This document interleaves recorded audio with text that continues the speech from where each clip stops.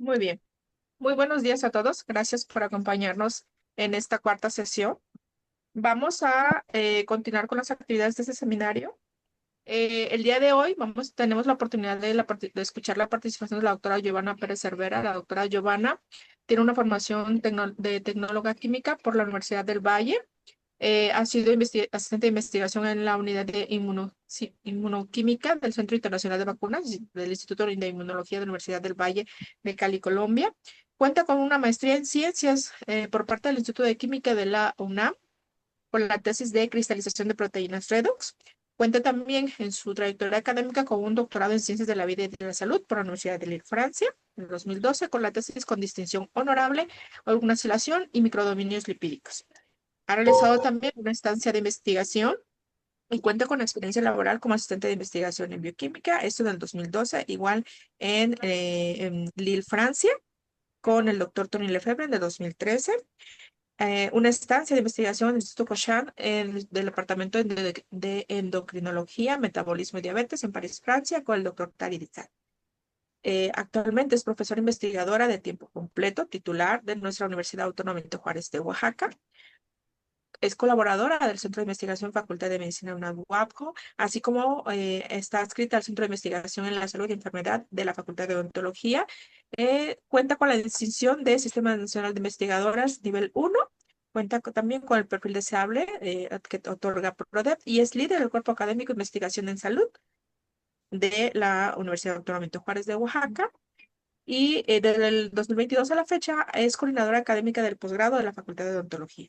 Dentro de sus líneas de investigación se encuentra la oblongnacilación en enfermedades metabólicas e infecciosas. Tiene en su formación de recursos humanos más de 10 alumnos de licenciatura, más de 15 alumnos graduados a nivel maestría y a nivel de doctorado, 3 alumnos hasta el momento. Y cuenta, obviamente, con diferentes publicaciones de artículos científicos en revistas de alto impacto, más de 30 artículos en la actualidad. Muchísimas gracias, doctora Giovanna, por participar el día de hoy y sin más preámbulos, a nombre también, por supuesto, de la universidad de la que es colaborador el doctor Marcelo, le damos la más cordial bienvenida, le cedemos cámaras y micrófonos. Gracias. Muchas gracias, doctora Socorro, por tu presentación. Agradezco pues a todo el comité organizador, al doctor Edgar Centeno, al doctor Marcelo por permitir, ¿no? Por hacer esta iniciativa de hacer interaccionar a dos universidades para este curso de glicobiología avanzada. Y bueno, no sé si se ve la pantalla. Sí, falta pasarlo a modo presentación. Ok.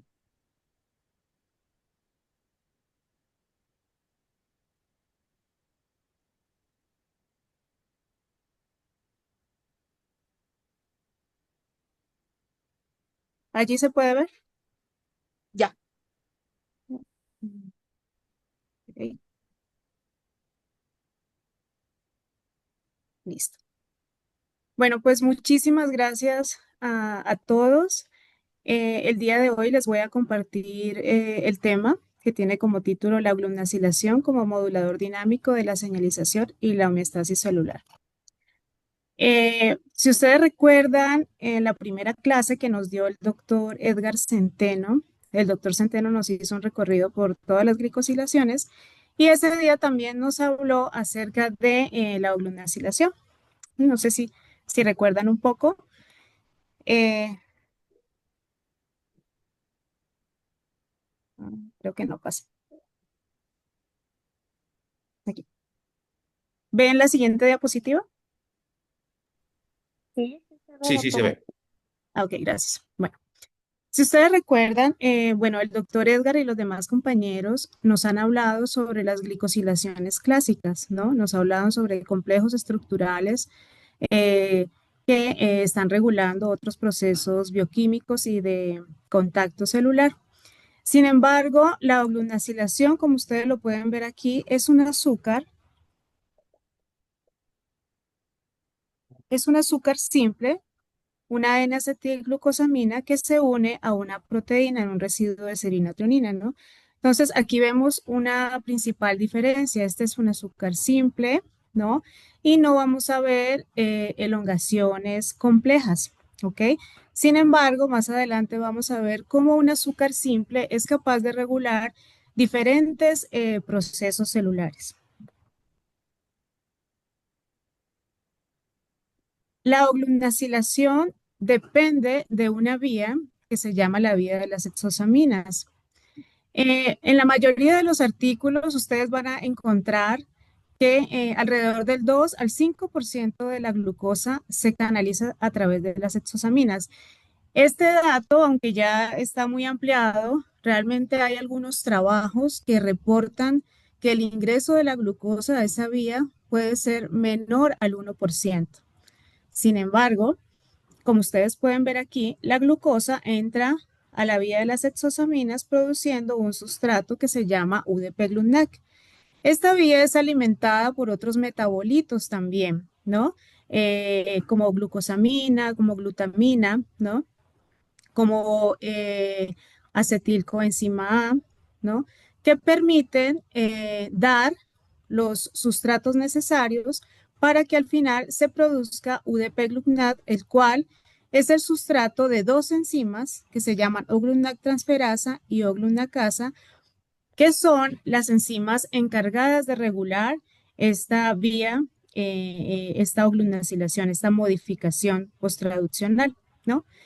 A la glunacilación se le ha llamado un reostato em, del metabolismo, ¿no? En la célula. ¿Por qué? Porque a través de esta vía podemos sensar cuáles son los nutrientes que hay en la célula, ¿no? Y dependiendo de esos nutrientes, asimismo se va a activar esta vía, ¿no? Y vamos a tener más oglunacilación o menos oglunacilación. Algo muy interesante también es que esta modificación posttraduccional es dinámica y es reversible, que quiere decir que una vez que la O-glutamate transferasa, la enzima, haga esta modificación posttraduccional, esta puede ser también eliminada por la enzima que se encarga de hacer la hidrólisis, ¿no? Entonces, esta modificación posttraduccional se realiza en residuos de serina y trionina. Como ustedes saben, las proteínas pues tienen diferentes residuos, pero esta modificación posttraduccional se da en estos dos residuos. Porque si ustedes recuerdan, en la secuencia de aminoácidos, la serina y la trionina van a tener un grupo hidroxilo, que es el que va a reaccionar con UDP-GLUTNAC mediante O-glutamate transferasa para poder hacer esta modificación. Esta modificación se ha observado en proteínas nucleocitoplasmáticas y mitocondriales, aunque también la hemos visto en la membrana celular, específicamente en microdominios lipídicos, ¿no? Y el nivel de glunacilación depende del estado nutricional. Eso es algo muy importante que debería quedarnos hoy en esta clase. Bueno, la oglunacilación está regulada por dos enzimas, ¿no? Una se llama O-glutamate transferasa, que es la que se encarga de adicionar O-glutamate a la proteína.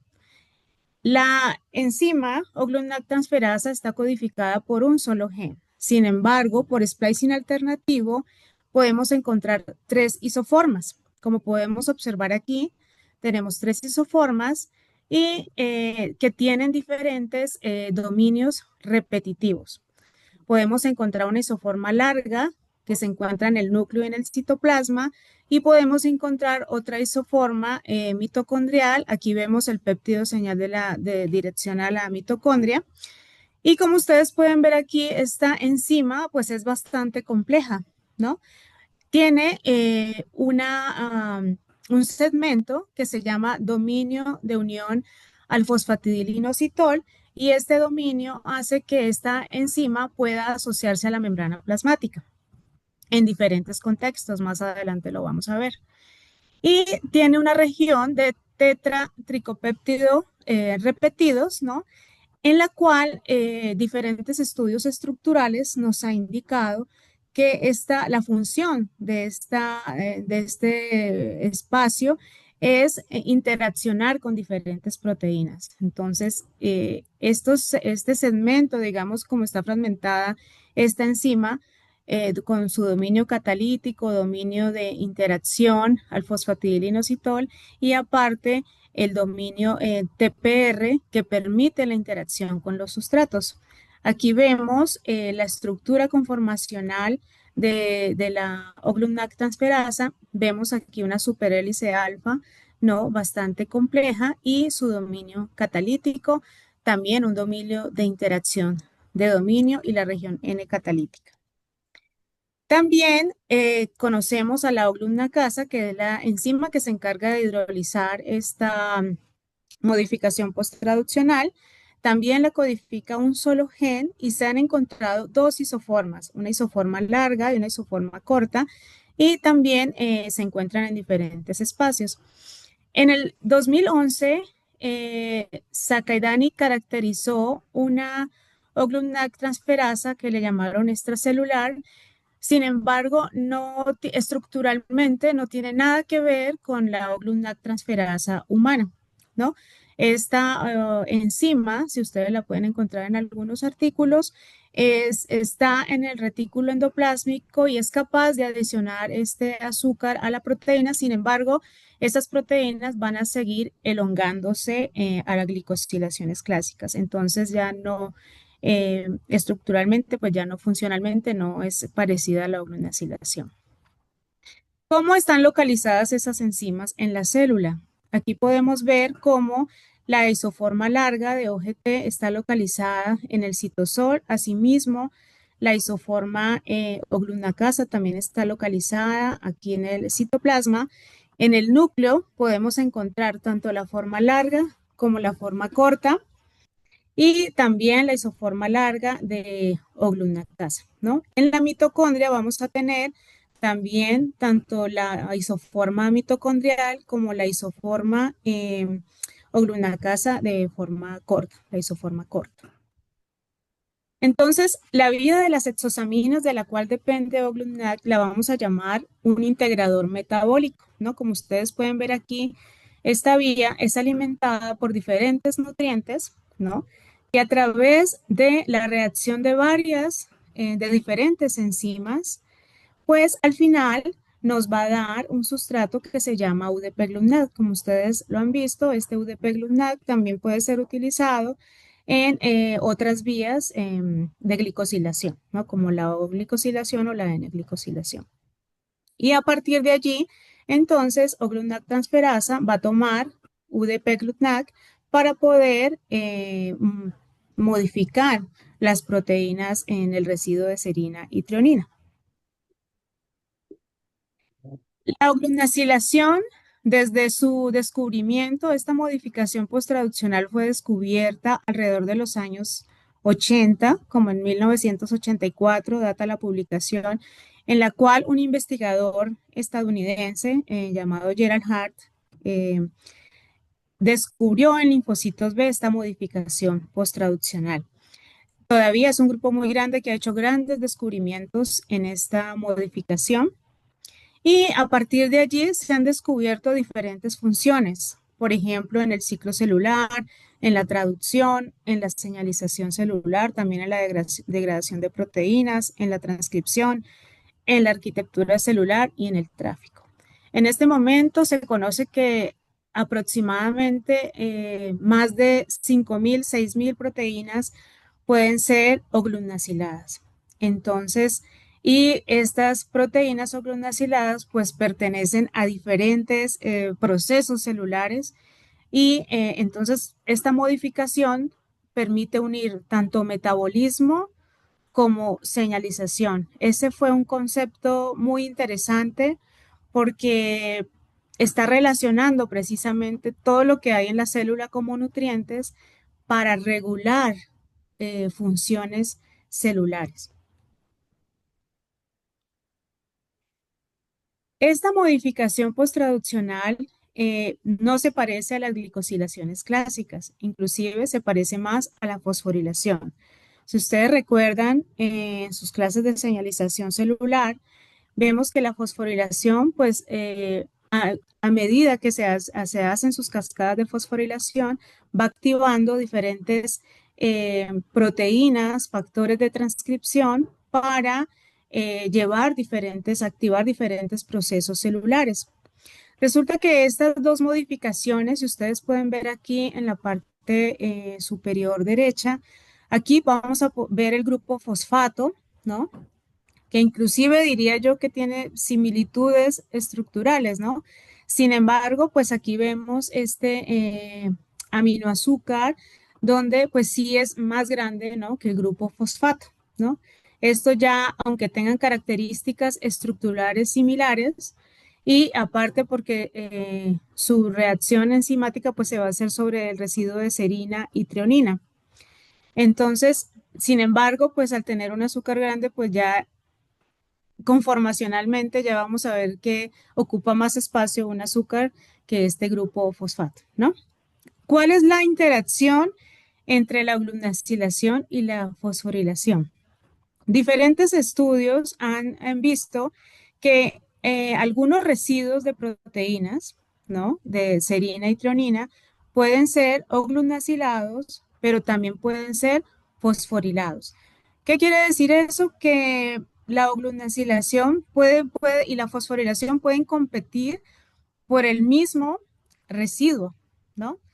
O como no es una modificación posttraduccional estática, sino que es dinámica, entonces en un momento celular puede estar oglutacilada y en otro momento celular puede estar fosforilada, ¿no? También se ha visto que la oglutasilación se puede dar en residuos de aminoácidos vecinos, ¿no?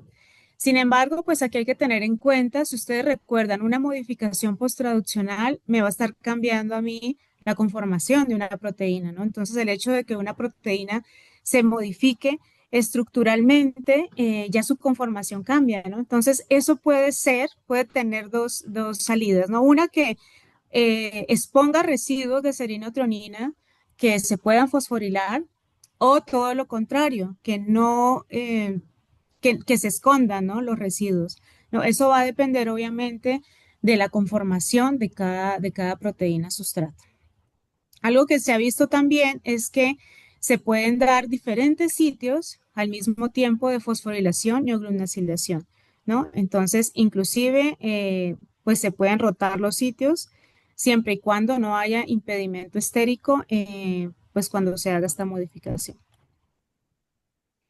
A esta, a esta interacción con la fosforilación se le ha llamado la hipótesis del yin-yang. Si ustedes recuerdan, para que se lleve a cabo la fosforilación existen aproximadamente 1.000 quinasas y alrededor de 500 fosfatasas, ¿no? Entonces, una pregunta que surge muy interesante es por qué la oglutasilación puede competir con la fosforilación cuando, digamos, no tiene el mismo arsenal de guerra, ¿no? La oglutasilación va a tener solo una enzima, OGT, obviamente, bueno, tiene tres isoformas y tiene una oglutnacasa, ¿no? Y puede modificar tantas proteínas, ¿no? Entonces, a esta hipótesis de regulación sitio específica se debe a que diferentes estudios estructurales que han estudiado estas dos enzimas se han dado cuenta que estas enzimas son muy diferentes a las quinasas o a las fosfatasas, ¿no? El complejo estructural de la transferasa y de la uronacasa permite que sean tan eficientes y que puedan regular diferentes procesos celulares y también oglutasilar diferentes proteínas y llegar a competir con la fosforilación que pues contiene más enzimas para hacer este proceso, ¿no? Entonces, eh, a esta hipótesis le llamamos la hipótesis de Yin-Yang, ¿no? Entonces, ¿por qué, por qué transferasa es capaz de hacer de participar tan eficientemente en esta modificación posttraduccional? En diferentes estudios estructurales, ¿no? Que han realizado varios equipos en cristalografía, han identificado que este dominio repetido, el dominio TPR, ¿no? Que vemos aquí en gris, es un dominio que permite a transferasa interaccionar con diferentes sustratos, con diferentes proteínas. Entonces, eh, la OGLUTNAC transferasa en sí misma, ella tiene diferentes compartimientos en los que cada uno tiene su función. Entonces, el TPR, aquí es donde van a interaccionar todas las proteínas que van a ser oglutnaciladas, tiene un dominio C catalítico, ¿no? Que es donde se hace la transferencia de este UDP GLUTNAC a la proteína.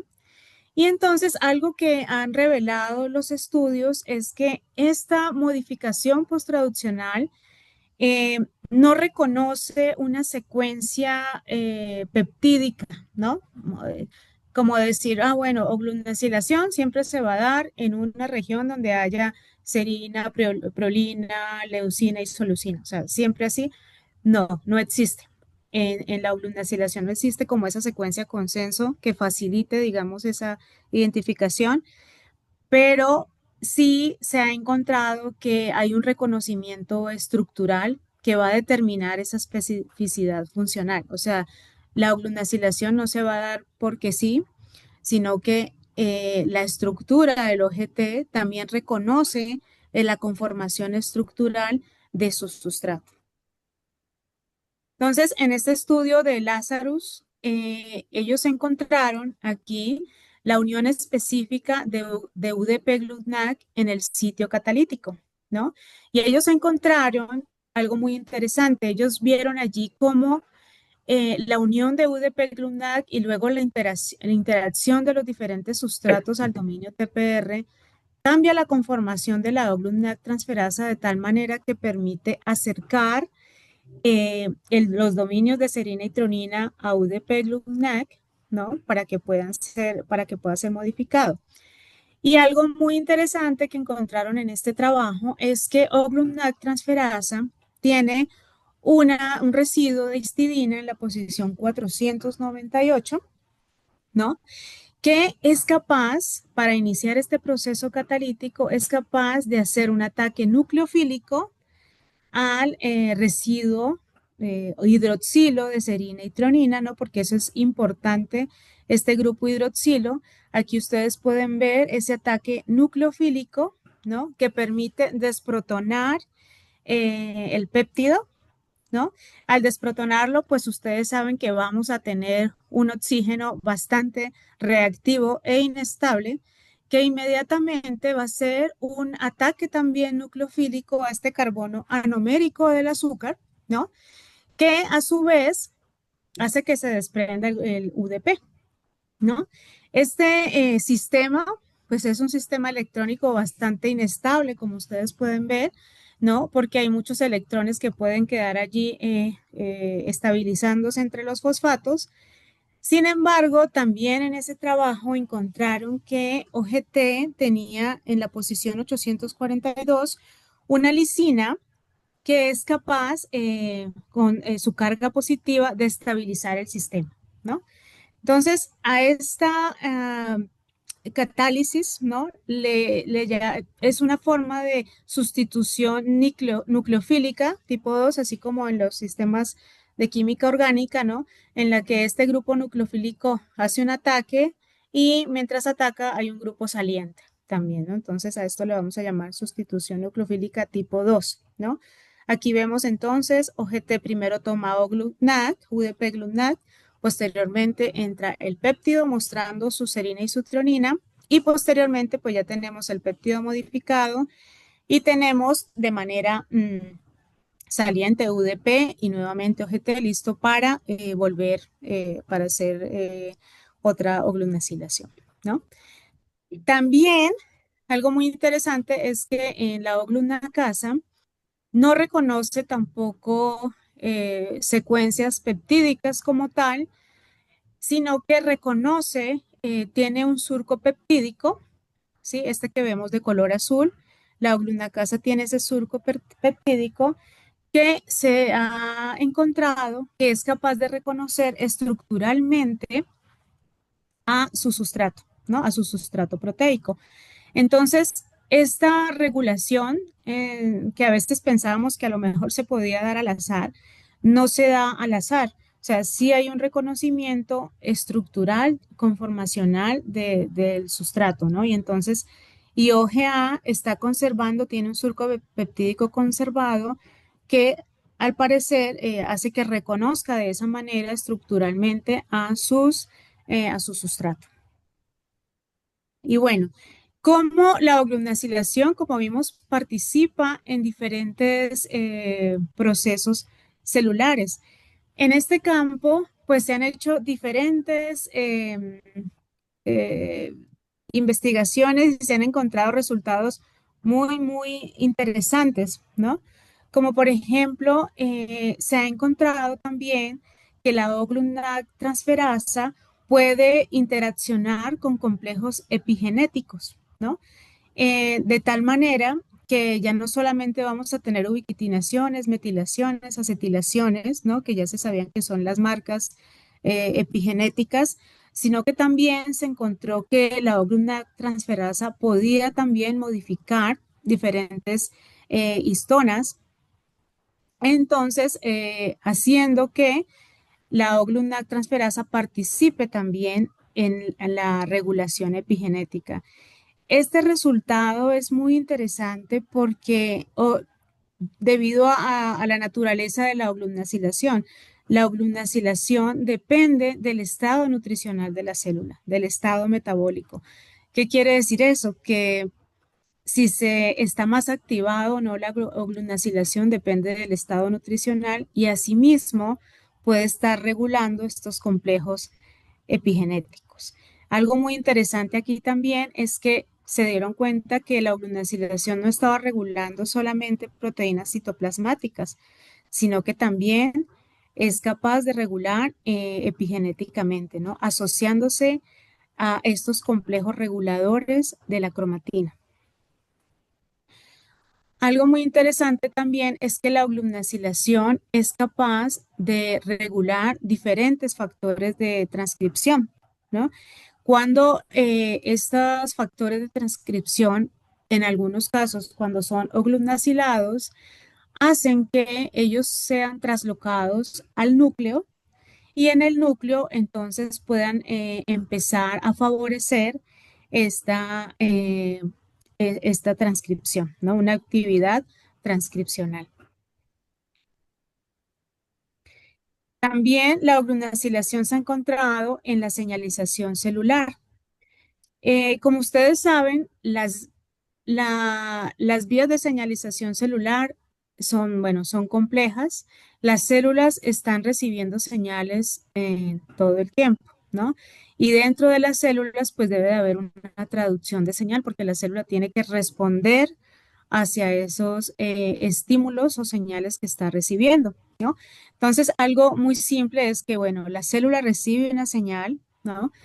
Quien las recibe van a ser esos receptores, los receptores específicos para interaccionar con estas señales, pero dentro de la célula pues debe de haber una amplificación y una traducción de señal, ¿no? Para que la célula pueda dar una respuesta. Bueno, entonces vemos aquí que los primeros pasos de esa traducción de señal es que hay un reconocimiento del ligando por un receptor, ¿no? Regularmente, si ustedes recuerdan, estos receptores se encuentran en la membrana plasmática, sufren un cambio en su conformación o se agregan y también empiezan a sufrir modificaciones posttraduccionales, ¿sí? Una de las más importantes es la fosforilación y por supuesto la oglunacilación. Existen también otras modificaciones posttraduccionales que regulan esas vías de señalización dentro de la célula, ¿no? Y posteriormente eso va a permitir que la célula responda y va a generar entonces segundos mensajeros, ¿no? Una de las vías más estudiadas en la oglunacilación es la vía de la insulina, ¿no? Y la vía principal que se activa es la vía PI3 quinasa AKT, ¿no? Si ustedes recuerdan, la vía de señalización de la insulina cuando llega al receptor de la insulina en la célula, desencadena una cascada de señalización y una cascada de fosforilaciones a través, por ejemplo, de todas las proteínas que intervienen en la vía PI3 quinasa, ¿no? Y obviamente esta cadena de fosforilaciones hace que la célula responda, por ejemplo, activando transportadores de glucosa para que entre glucosa a la célula, o activando, por ejemplo, la glucólisis, activando factores de transcripción para la proliferación celular, etcétera, ¿no? Entonces, eso es como en el primer tiempo lo que sucede dentro de la señalización de la insulina, ¿no? Una cascada de fosforilaciones. Sin embargo, hace aproximadamente unos 20 años, un investigador encontró que Oglutnac transferasa, ¿no? Y la oglutnacilación también intervenía en la señalización celular. Ellos se dieron cuenta que en un segundo tiempo, luego de cuando se estaba dando a cabo estas fosforilaciones, la oglutnacilación, después de la estimulación de la insulina, la oglutnac transferasa era capaz de asociarse a la membrana plasmática en la cual se encuentran algunas proteínas clave de la vía PI3 AKT, ¿no? Entonces, oglutnacilándolo, ¿no? Ellos encontraron en este trabajo que algunos residuos de AKT que podían ser fosforilados también eran oglutnacilados. Entonces, bueno, ustedes saben, si la vía principal de activación de la vía de la insulina va a ser pues la fosforilación. Si yo tengo algo que está compitiendo contra esa fosforilación, entonces esto puede ser una hipótesis a lo mejor de resistencia a la señalización de la insulina, ¿no? Algo muy interesante también que se debe saber es que las oglutnac transferasa y oglutnacasa, ambas también pueden ser, también se pueden oglutnacilar y también se pueden fosforilar, o sea, ellas se pueden también regular a través de estas oglutnacilaciones, ¿no? Entonces, cuando ellos encontraron en este segundo tiempo que la actividad de la transferasa era incrementada o glutnacilando diferentes componentes de esta vía PI3KT, ¿no? Y posteriormente, entonces, también vieron que esto activaba la gluconeogénesis, la gluconeogénolis o la lipólisis, ¿no? Entonces, la OGLUTNAC está alterando también la vía de señalización de AKT. Específicamente, ¿en dónde interacciona OGT en la membrana plasmática? Si ustedes recuerdan, la membrana plasmática no es una plataforma uniforme, sino que es una membrana que también tiene compartimientos, ¿no?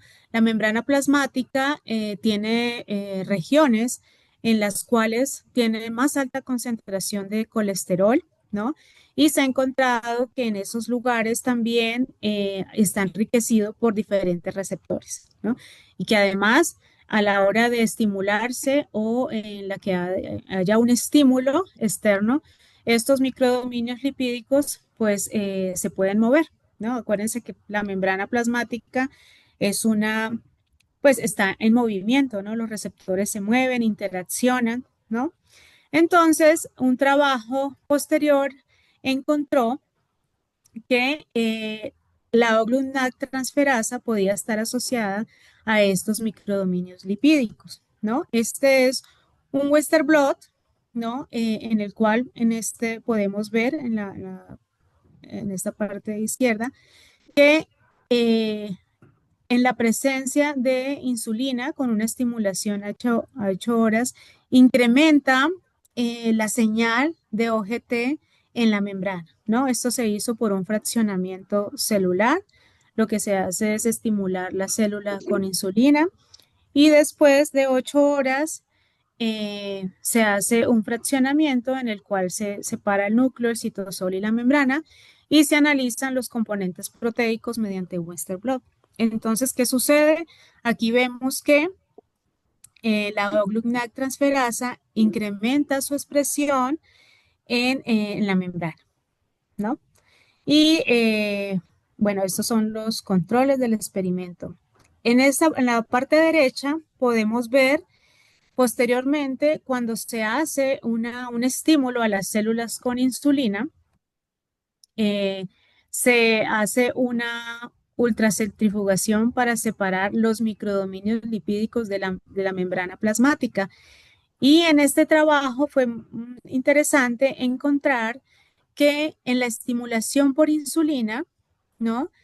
Se encontraba transferasa en estas fracciones correspondientes a los microdominios lipídicos. Aquí se están analizando los microdominios lipídicos de las membranas de las células que fueron estimuladas con insulina, ¿no?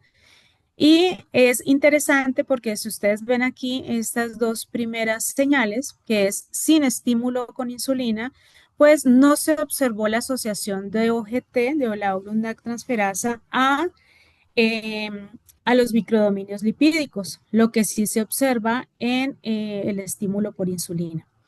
Algo también muy interesante de mostrar es que cuando a las células se les se les adiciona un inhibidor de la vía PI3 quinasa AKT. Esto hace una disrupción de los microdominios lipídicos y también que OGT no se asocie a los microdominios. Esto que demuestra que hay una comunicación entre estas vías de señalización, ¿no? Entonces, tanto el PI3 quinasa es necesario para la interacción de OGT, como que la oglunacilación también es necesaria para la regulación de la vía, ¿no?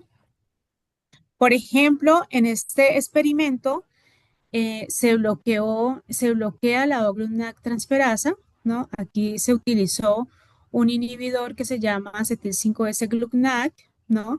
Que es capaz de inhibir la enzima, como ustedes pueden ver aquí, cuando se adiciona a, a las células, pues disminuye la expresión de la oglunacilación, ¿no?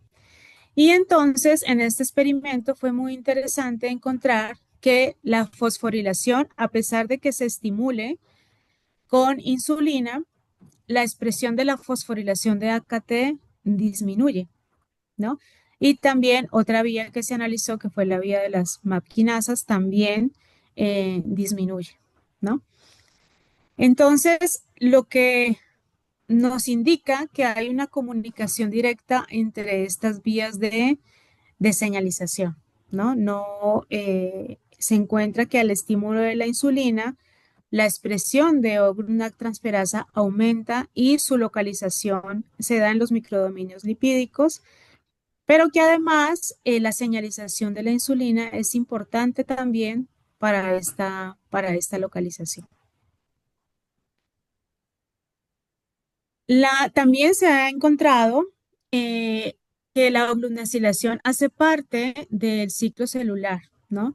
Prácticamente se ha encontrado que la oglunacilación regula diferentes proteínas que intervienen en las fases del ciclo celular, ¿no?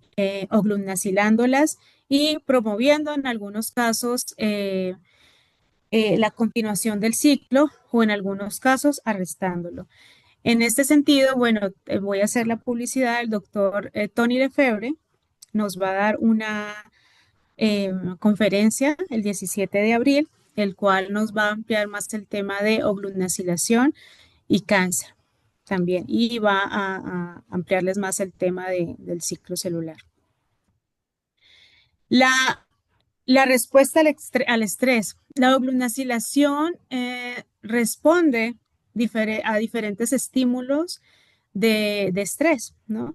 Eh, Sachar y colaboradores con el grupo de Gerald Hart hicieron un experimento muy interesante sometiendo a las células a diferentes agentes estresantes y ellos encontraron que eh, había un incremento en la expresión de la oglunacilación, ¿no? Y se dieron cuenta, diferentes trabajos posteriores han reportado que esta oglunacilación aumenta modificando muchas proteínas y factores de transcripción que pueden ayudar a adaptar al sistema o a hacer una respuesta adaptativa al estrés. O sea que en determinados momentos este estrés celular puede, la oxaloacilación puede ayudar a adaptar a la célula a resistir, digamos, este estrés que se puede estar dando. Obviamente esto va a depender también del tiempo, ¿no? Porque ya vamos a ver que cuando es un estrés crónico, pues ya las condiciones y los resultados también son diferentes, ¿no? Otra función que tiene la oglunacilación es en la homeostasis de las proteínas, ¿no? Desde que nacen, desde que se pliegan, ¿no? O hasta que pueden tener un mal plegamiento o la degradación de las proteínas. La oglunacilación también hace parte, ¿no? De todo este proceso de la proteostasis celular, ¿no? De la agregación proteasomal y también en el proceso de autofagia o en los agregados de proteína. Sobre todo, se ha estudiado, o un ejemplo, digamos, más característico es en la proteína tau, donde la fosforilación favorece un estado de agregación en esta proteína y se ha visto que la oglunacilación es capaz de regular, ¿no? O impedir que haya una hiperfosforilación y entonces estabilizando la proteína. Entonces, se ha visto que la oglunacilación sí puede modular esta estabilidad proteica y puede interferir también en procesos de degradación y en procesos de agregación, ¿no? Entonces, la oglunacilación, como ya vimos, es un sensor metabólico intracelular, ¿no? Está interviniendo en diferentes procesos celulares de señalización, de transcripción, de ciclo celular, de estrés, de proteostasis, ¿no? Entonces, actuando como un sensor metabólico. Yo pienso que es la idea más importante que nos podemos llevar a casa al día de hoy, es que sí importa lo que comemos, ¿no? Sí importa lo que hay dentro de la célula, eh, allí lo estamos viendo, ¿no? Estamos viendo como el retrato de los nutrientes que hay en la célula, cómo hay un sustrato que está respondiendo a esos nutrientes y además la marca que puede dejar, ¿no? Glutacilando, modificando diferentes proteínas y obviamente, como ustedes vieron, regulando diferentes factores de transcripción, enzimas, proteínas que le van a indicar o pueden cambiar de alguna manera la función celular, ¿no? La regulación de la apoptosis y la supervivencia celular. En algunos casos también la oglunacilación puede promover señales proapoptóticas, ¿no? Entonces, ella tiene que tomar, la oglunacilación puede tomar una decisión celular, ¿no? Pero ¿de dónde va a depender esa decisión celular? Va a depender del sustrato, ¿no? De los nutrientes que tenga la célula, ¿no? Entonces ella va a decidir de acuerdo a dónde va a llevar, a dónde lleva la célula, ¿no? Apoptosis o a una señal citoprotectora, ¿no? ¿Qué hago? ¿No? Y eso va a depender, obviamente, de esta vía, de la vía de las exosaminas, de UDP-GLUTNAT, de qué tanto sustrato tenga. Entonces, la oglunacilación va a tomar la decisión de a dónde va a llevar esta señal. Entonces, estas son decisiones celulares que están reguladas por ese estado metabólico, ¿no? Algo que se ha estudiado también en los últimos años es la OGLUCNAD como pues capaz de conectar el metabolismo con la inflamación, ¿no? Entonces, por ejemplo, en macrófagos se han hecho estudios en donde, por ejemplo, al activar la vía NF-κB en macrófagos, por ejemplo, ustedes saben que el lipopolisacárido puede activar TLR4, el Toll Like Receptor, y entonces se activa la vía NF-κB, lo que puede a su vez activar, ¿no? O no, puede más bien modular una reacción inflamatoria en la célula, ¿no? Entonces se ha visto que NF-κB es oglumnacilado. NF-κB se compone de dos subunidades principales que son P65 y P50. Se ha visto que esta subunidad P65 puede ser oglumnacilada y que entonces esta señal de oglumnacilación puede amplificar o también limitar la inflamación, dependiendo obviamente del contexto de la célula. Siempre está, no podemos hacerlo tan categórico, ¿no? Como siempre decir esto me va a llevar a inflamación, ¿no? Porque en algunos casos también se ha visto un resultado opuesto, dependiendo de la condición experimental, ¿no? Aquí, bueno, aquí también el doctor José Luis Salgado nos va a hacer, no creo que la próxima clase nos va a hablar de glicosilaciones e inmunidad y bueno, yo creo que él nos va a ampliar un poco más este tema. Sin embargo, pues aquí les puedo indicar que la oglunacilación está implicada en diferentes células del sistema inmune, ¿no? Desde las células hematopoyéticas, ¿no? En neutrófilos también se ha visto un aumento de la oglunacilación, aumentando la movilidad en las células natural killer. En macrófagos se ha visto diferentes resultados opuestos, ¿no? Por ejemplo, en algunos, el estímulo con lipopolisacárido puede llevar a que haya una oglunacilación del factor de transcripción NF-κB, lo que promueve pues una producción de citocinas proinflamatorias. Sin embargo, en otros experimentos en los cuales también se ha estimulado con lipopolisacáridos el receptor, pero se ha aumentado experimentalmente la oglunacilación con glucosamina, por ejemplo, ven que hay un efecto que la disminución de citocinas, hay una disminución en la producción de citocinas proinflamatorias, ¿no?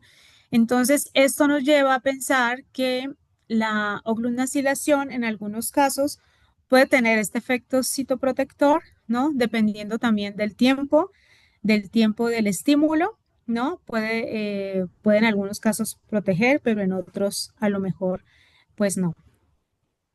Y también se han hecho algunos experimentos con virus en los cuales se han retado diferentes células del sistema inmune y se ha visto que aumenta el flujo de glucosa en las células y aumentando la glunacilación de algunos componentes,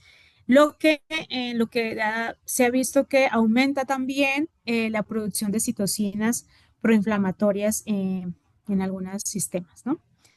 Entonces, como ya vimos, la oglunacilación es importante y es necesaria para mantener la homeostasis celular, ¿no? Ella toma decisiones a partir del metabolismo, ¿no? De cómo se encuentran los nutrientes. Pero también vemos que si hay una desregulación de la oglunacilación, pues esto ya nos lleva a estados patológicos, ¿no? Entonces ya vimos, por ejemplo, que en el metabolismo podemos tener resistencia a la insulina, ¿no? En cáncer también podemos tener la estabilización de algunos factores de transcripción que pueden también ayudar a la supervivencia tumoral o la reprogramación metabólica, algo que se ha estudiado bastante, de lo cual nos va a hablar el doctor Tony Lefebvre. Y la neurodegeneración que también se ha estudiado también bastante, que es cuando Oglunat, su capacidad de poder estabilizar la fosforilación de la proteína tau. Y también se ha estudiado la disfunción mitocondrial, ¿no? Entonces, la oglunacilación ha sido muy importante estudiarla en patologías como diabetes, ¿no? En diabetes se ha estudiado pues todas las consecuencias que tiene la diabetes cardiovascular, de riñón, en, en los nervios periféricos, ¿no? Todo este impacto que puede tener la oglunacilación en diferentes órganos. También recientemente, bueno, hace aproximadamente 10 años, se encontró que hay una mutación, puede existir una mutación en la Oglundac transferasa y esa mutación en el gen de Oglundac transferasa hace que encontremos una enzima que no sea tan funcional, ¿no? Entonces, esta enzima no tan funcional se ha encontrado que produce una discapacidad mental, ¿no?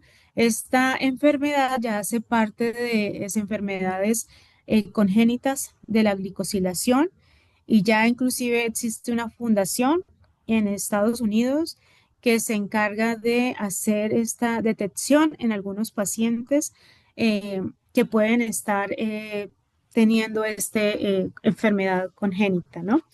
Y obviamente pues se han hecho también otro tipo de investigaciones en enfermedades neurodegenerativas, ¿no? Se han hecho diferentes, o se han encontrado más bien diferentes resultados en las enfermedades cardiovasculares. Aquí vemos algunos experimentos en los que se ha visto que cuando se eleva de manera aguda la oglunacilación, al parecer puede tener algunos efectos que pueden ser beneficiosos, ¿no? Por ejemplo, en este caso, algunos experimentos en cardiomiocitos han encontrado que al estimularlos con lipopolisacárido y glucosamina para aumentar la glucosilación, puede tener un efecto disminuyendo la actividad de la vía NF-κB, ¿no? Otros también ha visto otros efectos protectores, incrementando la vía de la gluconacilación a través de tiameg o glucosamina, ¿no?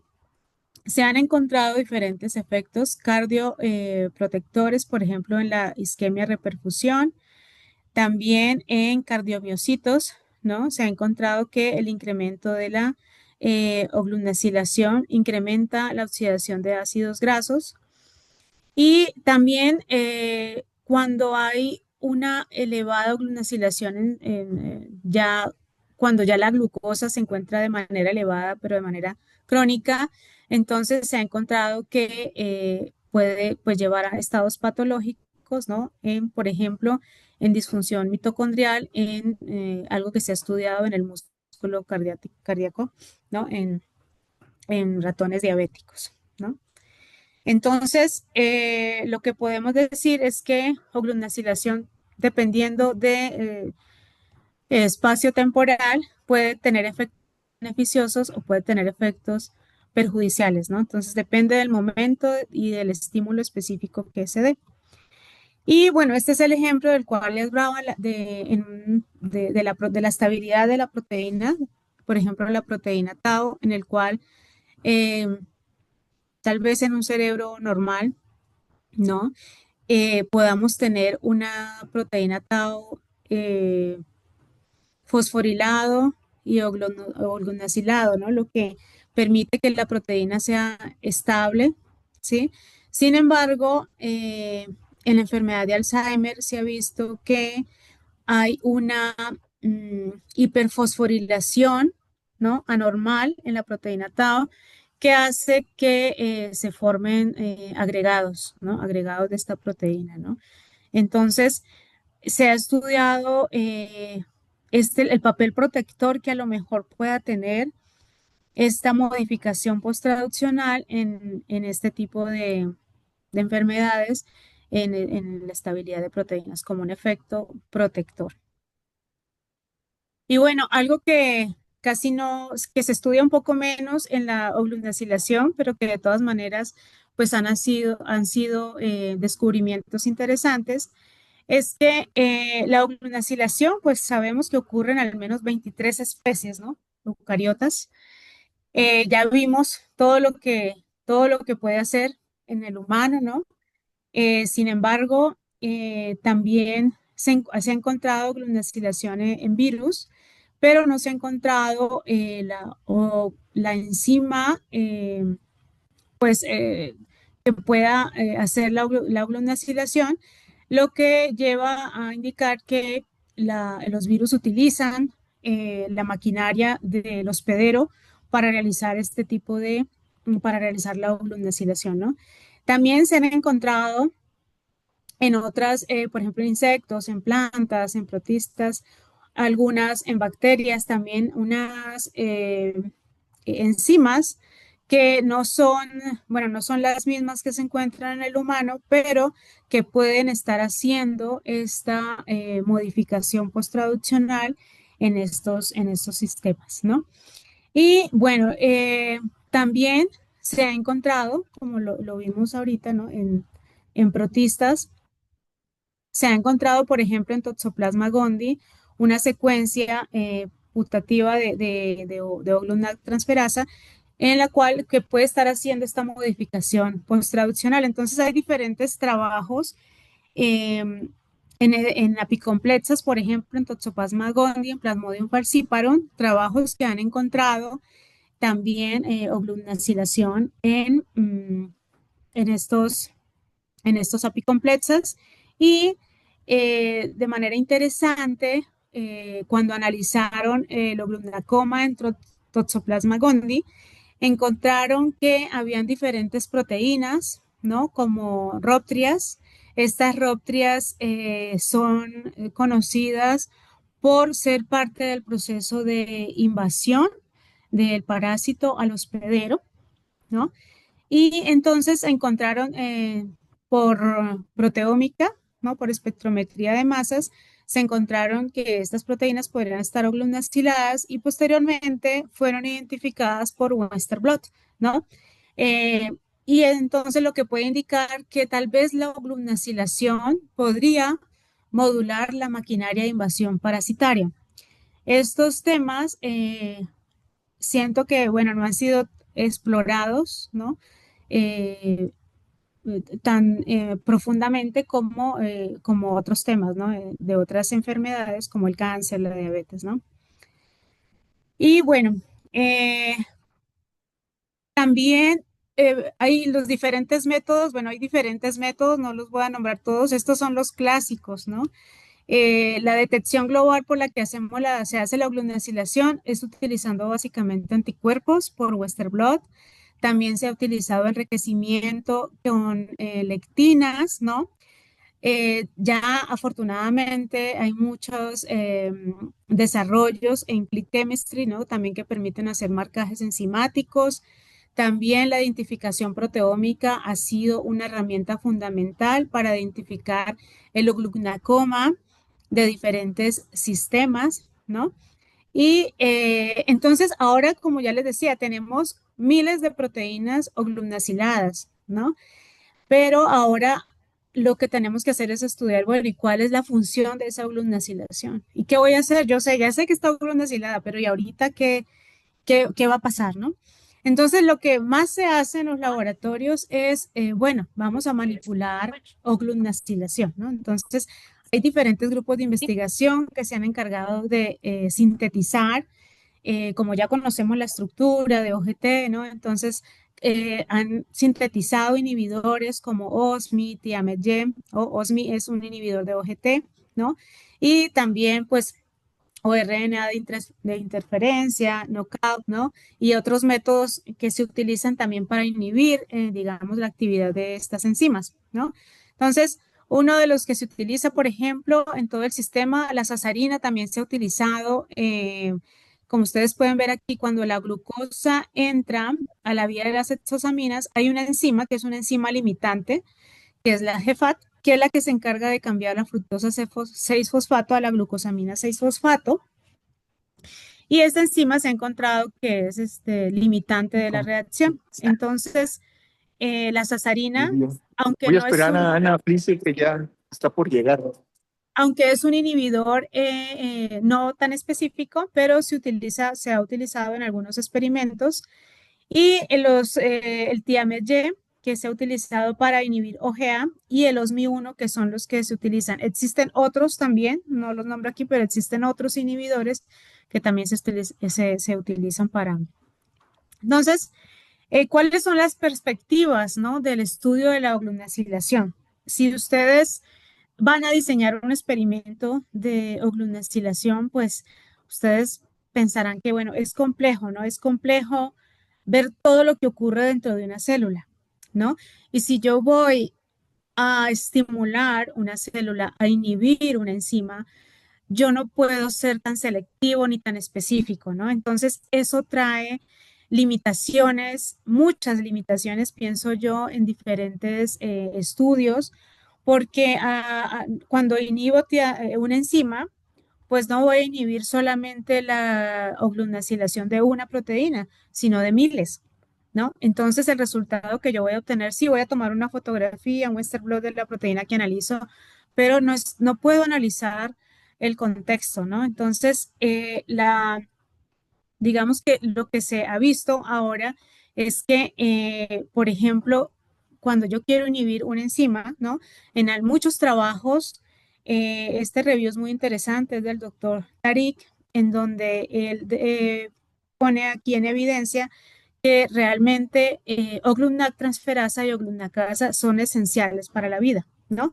Porque en algún momento se pensó, ¿y qué pasa si no hay oglunacilación? ¿No? O sea, ¿qué pasa si inhibo Oglunac transferasa y entonces ya, pues ya, que no hay oglunacilación? Entonces, hicieron hay varios experimentos, varios estudios en donde hacen knockout de OGT, de Oglunac transferasa, en ratones, ¿no? Pero los resultados pues tienen consecuencias pues disfuncionales, ¿no? Para el organismo. Entonces, estos resultados han demostrado que Oglunac transferasa es esencial, ¿no? Y que dependiendo del tejido, pues va a tener allí cada uno, pues sus propios resultados, dependiendo de lo que se esté analizando, ¿no?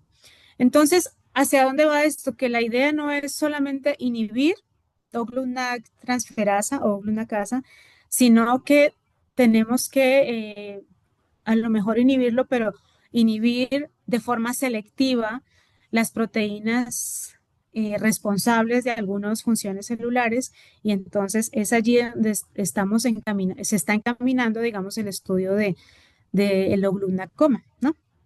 Entonces también se han hecho experimentos con knockout de OGA, de Oglunacasa, en donde se ha visto que hay alteraciones metabólicas, cambios en la señalización de insulina, modulación de la inflamación, ¿no? Alteraciones neurológicas en modelos específicos.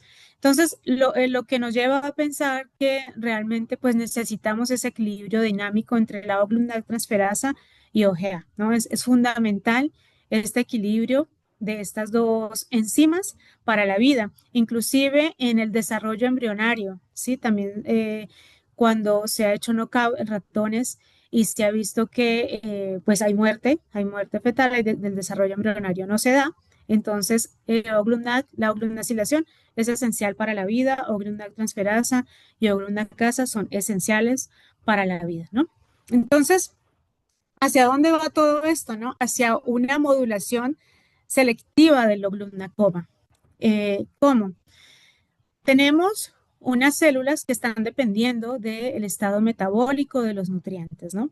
Si tenemos un estado metabólico malísimo, nutricional, entonces la célula va a empezar a tener también disfunciones celulares, ¿no? Entonces vamos a tener, pues, que en la diabetes, que en el cáncer o en los problemas en las células neuronales, ¿no? Las proteínas, algo no está funcionando bien, ¿no? Entonces se han desarrollado diferentes herramientas químicas que nos han permitido saber, ¿no? Por ejemplo, los inhibidores nos permiten saber si disminuye la oglinacilación, puede ser que disminuya la inflamación, etcétera, ¿no? Pero hemos visto que este sistema pues afecta a toda la célula, ¿no? Entonces no son tan eficientes o tan eficaces. Entonces, ¿hacia dónde va todo esto? A que tenemos que identificar esos sitios claves funcionales en las proteínas para poder regular estas modificaciones, ¿no? Entonces, todo va a la investigación, a la precisión, ¿no? Un blanco preciso. Si voy a modular una proteína glunacilada, tengo que saber en qué momento primero la voy a modular, ¿no? Y cómo la voy a localizar y cómo la voy a modular, porque ya sabemos que pues todo va a tener un efecto o una consecuencia funcional, ¿no? Entonces el futuro no es inhibir la oglunacilación, tal vez funcionalmente no es tan funcional, sino aprender a intervenir selectivamente los sitios críticos de la oglunacilación.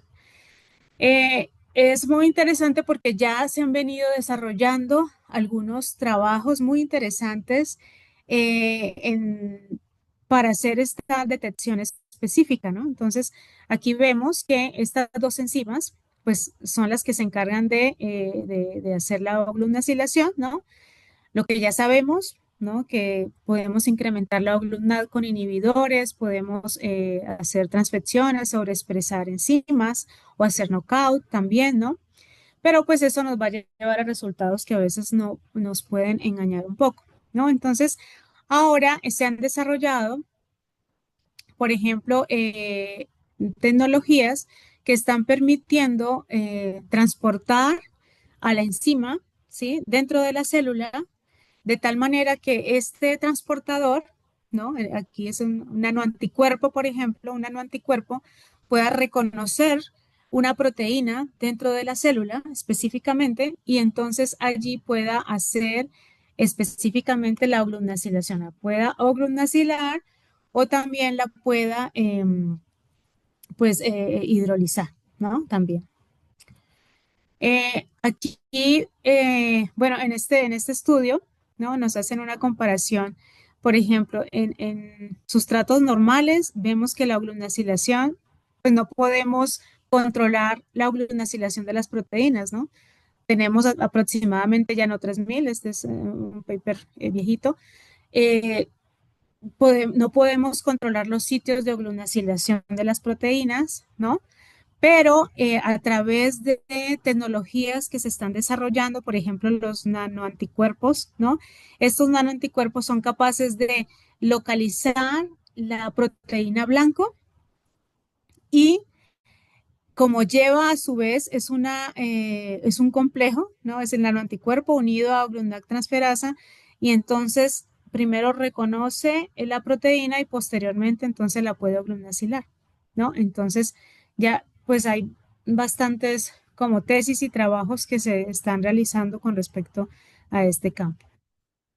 Y bueno, como conclusiones, pues yo pienso que lo que más me parece a mí importante compartir con ustedes, para los que son nuevos en esta oscilación, es que comprendamos que realmente es importante la disponibilidad de los nutrientes, porque como ya vimos, hay diferentes redes de señalización, hay transcripción, ciclo celular, y que realmente la oscilación depende de los nutrientes para poder controlar estas funciones celulares, ¿no?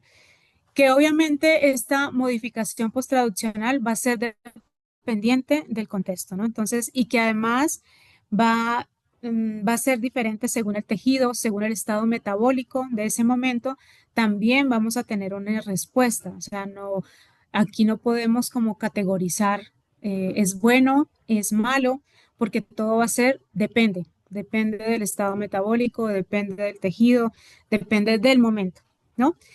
Y algo muy interesante es que ya sabemos que esta homeostasis pues siempre va a depender de este balance dinámico entre la transferasa y la oglutnacasa, ¿no? Y que ya sabemos también que cuando hay una desregulación de estas enzimas de la oglutinacilación, pues esto nos puede llevar a estados patológicos, ¿no? Ya lo hemos visto en diabetes, en cáncer también, donde la actividad de la glucosa, el metabolismo de la glucosa es bastante alto, entonces en la mayoría de los cánceres, pues se ha identificado que hay más proteínas oglutinaciladas, ¿no? Entonces, o por ejemplo, la proteína tau, ¿no? Cuando en las células, por ejemplo, hay un bajo consumo de glucosa por esta disfunción, entonces eso puede hacer que haya una disminución en la glucosilación, lo que promueve a su vez que a lo mejor puede que aumente la fosforilación y entonces ya se hacen estos agregados. Entonces, siempre tratar de mantener como el equilibrio, ¿no? Y bueno, quiero darle las gracias a todos por, por haberme escuchado. Muchas gracias. Y eso es todo por mi parte.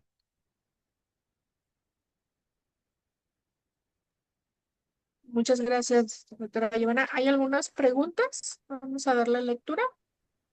Eh, ah,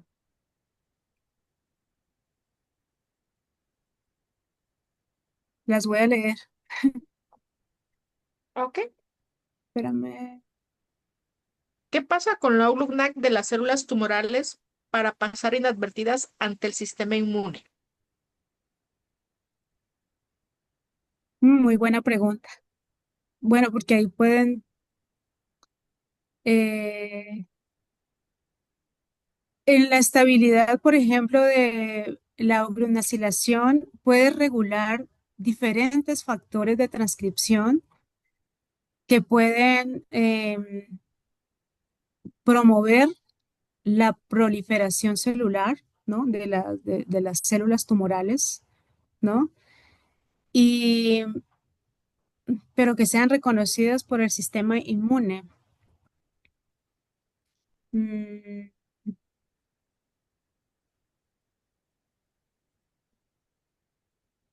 es interesante, interesante, ¿no? Porque en las células cancerígenas, como bueno, lo mencionó antes, sí hay una alta actividad de la oglunacilación, ¿no? Promoviendo diferentes vías, no solamente una, son diferentes factores de transcripción que pueden estar activándose, ¿no? Para promover esta proliferación celular. Y se sabe también que en algunos casos también esta misma glunacilación ayuda a la quimioresistencia, ¿no? También eh, disminuyendo, haciendo a las células pues más resistentes hacia estos tratamientos.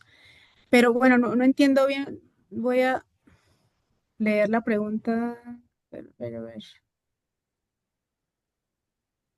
Mm, a ver. Marcela. ¿Qué pasa con la OGLUCNAC de las células tumorales para pasar inadvertidas ante el sistema inmune?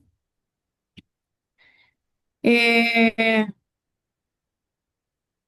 bueno, lo que pasa es que la oglunacilación, lo que hemos visto es que realmente, pues sí ayuda a las células tumorales, ¿no? En algunos casos a la proliferación celular. Entonces, el metabolismo de la glucosa pues es bastante alto y las células, las proteínas, pues van a estar altamente oglunaciladas, ¿no? Entonces, pues yo pienso que es una respuesta compleja, ¿no?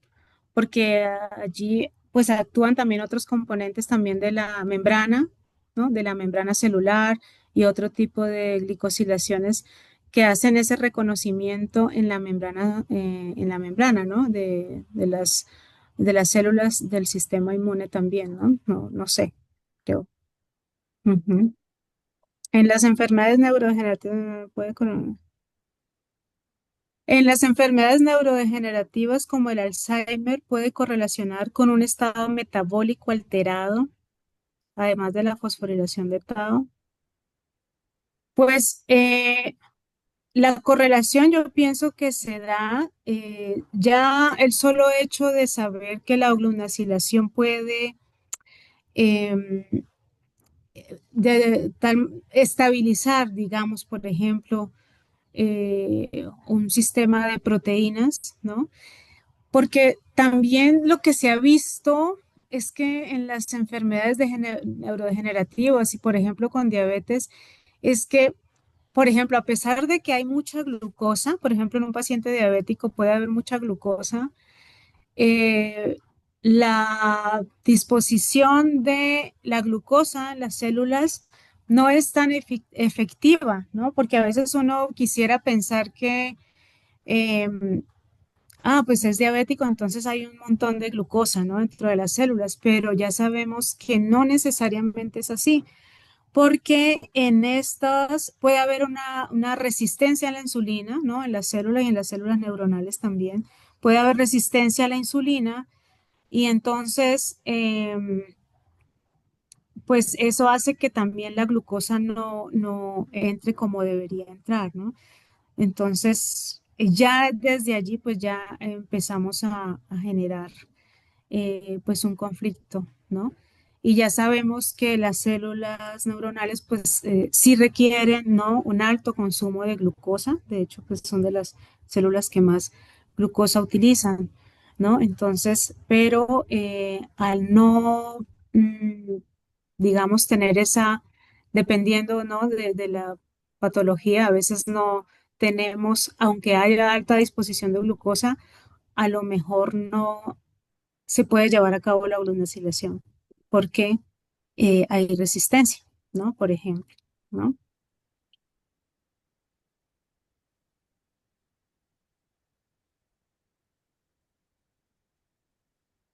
Y el efecto Warburg es una reprogramación por la glucosilación en las enzimas de la glucólisis.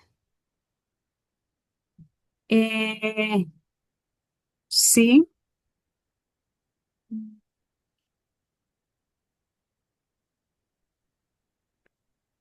la, puede actuar como un camuflaje ante toxinas. Esta pregunta está interesante. Vamos a ver, la glucosilación puede actuar como un camuflaje ante toxinas dentro de las células del hueso durante la alimentación de los ectoparásitos. Bueno, está interesante. Nosotros ahora estamos haciendo una investigación. No sé realmente, bueno, toda esta respuesta, pero nosotros estamos trabajando con parásitos, y parásitos intracelulares, ¿no? Entonces nosotros hemos encontrado que los parásitos eh, en algunos experimentos aún disminuyen, ¿no? Disminuyen la oglunacilación, ¿no? En macrófagos. Hemos encontrado esto. Lo que se sabe, ¿no? Con los ectoparásitos, la verdad no sé, y no sé si haya, de verdad, no sé si haya información sobre los ectoparásitos, pero lo que sí sé es que, porque no se han hecho muchos experimentos con esto, eh, las vacuolas parasitóforas, por ejemplo, los parásitos tienden a secuestrar algunas proteínas en los endosomas tempranos. Entonces lo que hace el parásito es que entra y entonces se resguarda en la vacuola parasitófora y para no ser degradado por la vacuola parasitófora dentro del macrófago, lo que sucede es que secuestra proteínas de, de, ¿cómo decirlo así? Por ejemplo, proteínas que son parte de un endosoma temprano para que no madure el endosoma. Y entonces eso le da chance al parásito para para proliferar, ¿no? Eso es lo que, sin embargo, no he encontrado, o no sé si alguien tiene aquí a lo mejor alguna información al respecto, pero no he encontrado, pues no hay muchos trabajos. Los mayores trabajos que se han hecho con parásitos son más bien de caracterización, de caracterización de proteínas o gluconaciladas, pero funcionalmente no hay, faltan más trabajos funcionales, yo creo que no hay. Ok, el doctor Wilton tiene alzada la mano. La presentación es muy interesante. Qué bueno volverla a escuchar. Bueno, a Hola, mí hay algo que me ha llamado muchísimo la atención y parece muy complicado de la comunicación. Muchos de estos estudios cuando hacemos experimentos. Wilton, casi no no te te escucho escuchas. bien, casi no te escuchamos. Acércate al micrófono. ¿Escuchan? Mejor, un poquito más fuerte. Listo, bueno, a mí lo que me ha llamado la atención de estos experimentos de gluconacilación muchas veces cuando lo revisamos es que se enfocan en aumentó la gluconacilación y disminuyó la gluconacilación. Sin embargo, como es un proceso donde en algunas moléculas se van a regular la actividad por una gluconacilación y en otros por retirar la gluconacilación, ¿cómo podemos abordar desde la parte experimental estas interpretaciones de solo subió y bajó? Porque cuando sube y baja estamos mirando un conjunto de proteínas muy grandes. No sé si me hago entender la pregunta. Sí, bueno, yo pienso que sí, eso es lo que decíamos al final, ¿no? Que es una, yo creo, pienso que de las limitaciones que tiene, como estamos, como muchos hacemos el estudio de la oglunacilación, porque es como tomarle una foto a la célula, ¿no? Entonces, cuando yo hago un estudio en ese momento y pongo un inhibidor, pues ya a lo mejor yo estoy enfocado en analizar solo una proteína de ese, de ese sistema, pero realmente, como tú lo dices, Wilton, pues estoy cambiando todo un sistema y diferentes proteínas. Entonces, esto nos puede dar un resultado muy fragmentado, por decirlo así. Estamos viendo una milésima parte de todo lo que puede estar pasando dentro de la célula, ¿no? Entonces, por eso es que es necesario, esto hace complicado el análisis porque si tú lees la mayoría de los artículos de la lunacilación, te van a decir, en este momento, en estas condiciones, con esta concentración, sí, me dio este resultado, ¿no? Porque no puedes decir nada más porque ya se vio que en otra condición, si le cambias algo, aumenta la glucosamina, ya el resultado es opuesto, ¿no? Eso complica, digamos, el manejo de pienso yo que de este sistema del oglunacoma, ¿no? Porque es el momento en que estás estudiando. Y entonces allí yo creo que como se tiene que abordar experimentalmente es con estos nuevos desarrollos que están surgiendo, ¿no? Como los nanoanticuerpos. También se han desarrollado otras tecnologías, acarreadores, por ejemplo, de OGT o de OGA, que pueden identificar o pueden de una vez, porque primero lo interesante es que si tú empiezas a estudiar una proteína, ¿no? Y tú dices, esta proteína, la gluconacilación de esta proteína es importante porque me va a ayudar a la proliferación, no sé, ¿no? Y entonces tú la empiezas a estudiar y te das cuenta que está oglunacilada, pero puede tener primero muchos sitios de oglunacilación. Luego tienes que saber cuál de esos sitios realmente es funcional, porque a lo mejor otros sitios de oglunacilación van a ser solamente por conformación, ¿no? Y no van a tener un efecto tan grande. Entonces es primero identificar los sitios, luego identificar cuál es la función que tiene esa oglunacilación en ese sitio, ¿no? Y después, entonces, ahí viene el reto. Si uno quiere avanzar más allá, por ejemplo, ya en terapias, ¿no? Ya en cuestiones terapéuticas, entonces ya sería dirigir el sitio, ¿no? Entonces ya yo voy ¿cómo voy a solamente a hacer una proteína a lo mejor que pueda mutar y que no tenga el sitio serina o tronina en la posición X, ¿no? Porque yo sé que esa posición X no debe estar oglunacilada porque esta me va a promover la transcripción, va a activarme el factor de transcripción tal, ¿no? Por ejemplo. Entonces, yo creo que lo interesante aquí de la oglunacilación es empezar a hacer este tipo de ensayos, pues más específicos, ¿no? Y a lo mejor poderlos llevar más allá em, pues en ensayos pues más avanzados, ¿no? No sé, pienso yo, Wilton.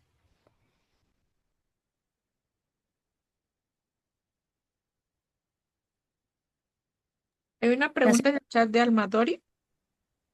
¿Qué tipo de muestra sería necesaria para realizar un estudio donde pudiéramos determinar cómo se comporta este proceso en el caso de murciélagos? Bueno, se podría, si vas a estudiar, por ejemplo, murciélagos y quieres ver los ectoparásitos, pues es muy interesante porque se pueden estudiar diferentes muestras, ¿no? Desde la sangre, ¿no? También para ver cuál es el efecto que tiene. Primero teníamos que identificar qué tipo de ectoparásito es, ¿no? Me imagino que si ya está caracterizado. Sí, y saber ese ectoparásito, pues cuáles son sus células huésped, ¿no? Cómo actúan esa célula huésped y tomar muestras de tejidos, ¿no? Y entonces se podría ver cómo si está aumentada o no la ooglunacilación, por ejemplo, en esos tejidos. Se podrían estudiar las enzimas también, por ejemplo, en sangre, ¿no? En las células del sistema inmune, ¿no? Pienso yo. Pero en primer lugar, yo creo que se tendría que estudiar, primero ver el tipo de ectoparásito, porque los parásitos pues tienen diferentes huéspedes, ¿no? Entonces yo creo que podría irse por ahí, ¿no? Primero decir, bueno, es este ectoparásito y este ectoparásito va a habitar en este huésped, ¿no? En cómo habita en ese huésped y posteriormente entonces estudiar pues esa interacción de ese huésped, ¿no? En el modelo.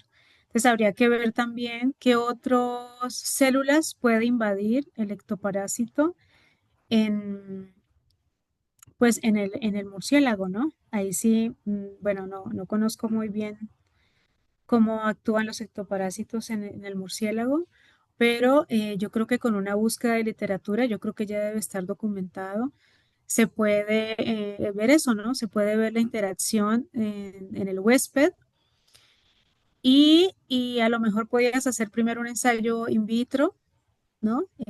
Si tienes el ectoparásito, poderlo cultivar. Y se puede hacer un ensayo in vitro, por ejemplo, en macrófagos, ¿no? Y ver cómo lo invade y qué sucede, ¿no? ¿Qué hace el parásito dentro de este sistema, ¿no?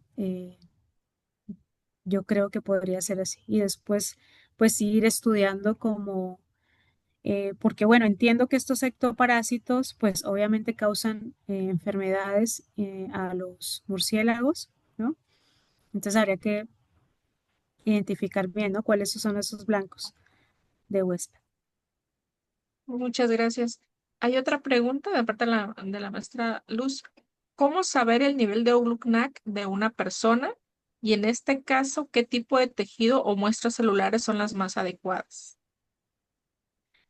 Pues ahí yo creo que se han hecho diferentes estudios, ¿no? Como que el nivel de Oglunac va a depender también de, del tejido, ¿no?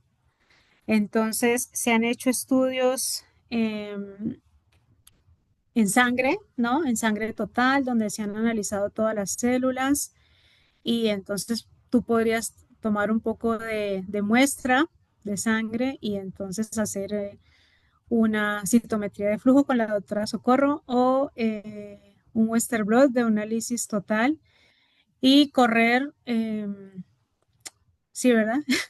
Y correr, pues ver el perfil de proteínas o gluconaciladas, ¿no? Pero pues, y donde puedas tomar tal vez un poco, ¿no? En saliva o en una biopsia, ¿no? Podrías ver. Yo creo que lo más sencillo podría ser la muestra de sangre, ¿no? Em, Se han hecho diferentes estudios, eso también es interesante porque se ha medido el nivel de oglunacilación, por ejemplo, después del ejercicio, ¿no? Después de hacer ejercicio, antes y después de hacer ejercicio. Entonces, a lo mejor puede ser diferente cuando te levantas y después de desayunar, o si estás triste o no, de si estás estresada o no, ¿no? Pero yo creo que una muestra de sangre pudiera ser interesante. Aparte porque, mm, bueno, es difícil, ¿no? Porque tendrías que ir a medir, tomar una muestra de cada tejido para medir como tal el nivel de glunacilación total. Yo creo que no, no hay, no sé si exista un aparato en donde entres, ¿no? Al menos que tengamos marcadas todas nuestras proteínas con algo fluorescente y entres y ahí te midan el nivel de glunacilación, ¿no? Podría estar interesante, pero no creo que no lo hay, ¿verdad? Muy Bueno, grande. ¿Algún otro comentario, pregunta?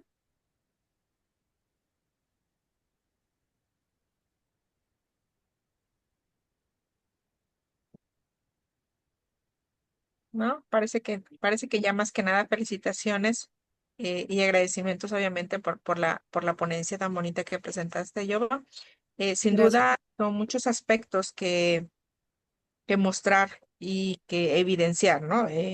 A través de diferentes artículos se ha reportado mucho sobre esto, más sin embargo, pues sí, de todas maneras siguen quedando dudas, afortunadamente, para que nosotros sigamos trabajando. Y bueno, si no tienen más preguntas, comentarios, doctor Marcelo, ¿algún comentario? No, ninguno, bueno, sí, uno. Agradecerles a todos, por la espera de estas 2 semanas que no tuvimos sesión. La próxima semana sí tenemos sesión. Si mal no recuerdo, creo que sigue el doctor Eleazar. O sí, a ver, voy a checarlo porque este, Eh, creo. el 13, no, perdón, Carlos Solórzano, perdón. Carlos Solórzano el 13 de marzo con glicobiología del cáncer y el doctor José Luis Sánchez el 20 de marzo. ¿Va? Es como lo tenemos agendado. Vamos a estar haciéndoles llegar las ligas de conexión a través de los correos electrónicos, como lo hemos hecho para el día de hoy. Tuvimos un problema con la liga anterior, pero vamos ahí a resolverlo, ¿va? Este era solo el comentario. Próximo 13 de marzo, o sea, el próximo viernes, pues otra vez aquí nos vemos con el doctor Carlos Solórzano y su tema. Pues, como ya también la doctora Giovanna lo había comentado, hasta el 17 de abril vamos a continuar. Agradeciendo a la doctora, muy interesante su plática. Ya por aquí una doctora me escribió que quiere ponerse en contacto con usted para colaborar. Con muchísimo gusto, con Este, muchísimo Creo gusto, que claro que es sí. el propósito, ¿no? De estas pláticas, este seminario interinstitucional que abra puertas para colaboración entre los diferentes grupos. Sí, pues agradeciendo a todos la presencia. El doctor Edgar Centeno comentó que iba a estar en una reunión, creo que no se ha podido conectar. Ahí entraba y salía, pero pues bueno, muchas gracias a todos. Nos vemos el próximo viernes con el doctor Carlos Honor Salón Mata. Muy bien. Gracias a todos. Hasta luego. Bonito Hasta fin de luego. Hasta semana. luego. Igual, saludos Gracias. para todos. Hasta luego. Bye.